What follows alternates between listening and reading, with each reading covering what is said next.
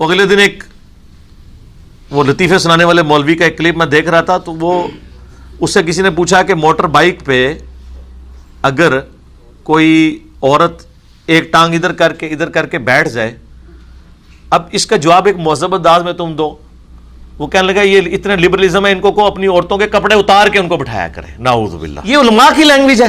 صاحب اس بارے میں کچھ توجہ فرمائیں. کل موٹر سائیکل بنانا بہائی شروع کر دی، پیچھے 2 خواتین بٹھاتے ہیں، بیٹی یا بہو کو بالکل مردوں کی طرح بٹھاتے ہیں، اور غیرت جب ختم ہو جائے تو جو مرضی کرو. ٹھیک ہے نا، یہ سب براڈ مائنڈڈ بنتے جا رہے ہیں. کیا ہوتا ہے، مولویوں نے کہا یوں بیٹھو، جس طرح بیٹھ کے تو ہم کون سا غلط ہیں، تو آپ پینٹ اٹھار کے بٹھاؤ اس کو اپنے ساتھ. صحیح ہے نا، اس کے کپڑے اتار کے بٹھاؤ. آپ پینٹ اٹھار کے بٹھاؤ اس کو اپنے ساتھ. صحیح ہے نا، اس کے کپڑے اتار کے بٹھاؤ. آپ اگر یہ پبلک میں لینگویج ہے نا، تو آپ سمجھ لیں کہ مدرسوں میں کیا ہوگا،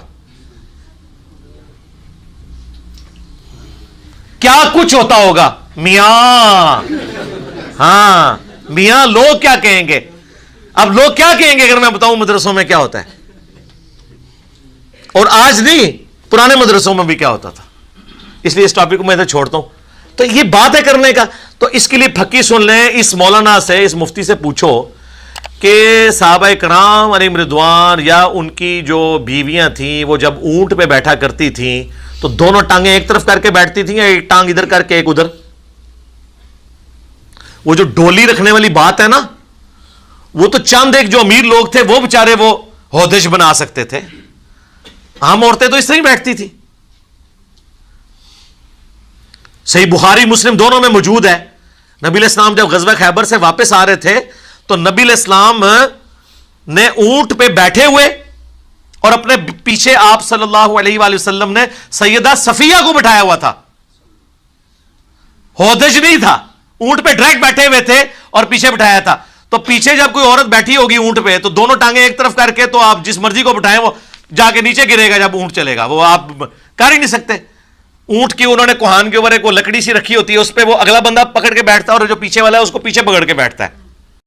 تو نبی علیہ السلام نے اپنی بیوی کو اپنے پیچھے بٹھایا تھا. لہذا مفتی صاحب رجوع کریں، نبی علیہ السلام نے جو اس زمانے کی جو موٹر بائک تھی نا، اس پہ ایک ٹانگ ادھر کر کے اور ایک ٹانگ ادھر کر کے اپنی بیوی سیدہ صفیہ کو بٹھایا. لیکن ان لوگوں کا کیا حدیثوں سے لینا دینا، یہ تو پڑھتے ہیں اپنے بزرگوں کی کتابیں.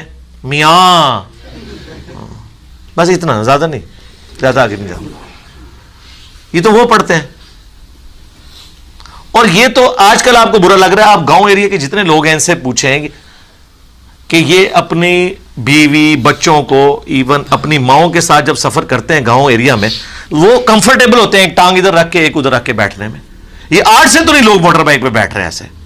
گاؤں کے لوگ تو ہمیشہ سے بیٹھتے ہیں. وہ بیچارے تو 40-50 کلومیٹر کا سفر جی ٹی روڈ کے اوپر اپنا کرایہ بچانے کے لیے، آسانی کے لیے موٹر بائک پہ کرتے ہیں، اور اس میں کمفرٹیبل ہے، گرنے سے بندہ بچ جاتا ہے. اور آج کل تو بعض موٹر بائک ایسے عجیب و غریب قسم کے انہوں نے بنائے ہوئے ہیں، بدتمیز قسم کے. وہ موٹر بائک اونچی اونچی ان کی سیٹیں ہیں، اور وہ نیچے جو پیڈسٹل ہے وہ بھی ایسا ٹیڑھا ہوتا ہے کہ ایک پاؤں رکھو دوسرا رکھا نہیں جاتا، تو چانس ہوتے ہیں کہ سلپ ہو جائے.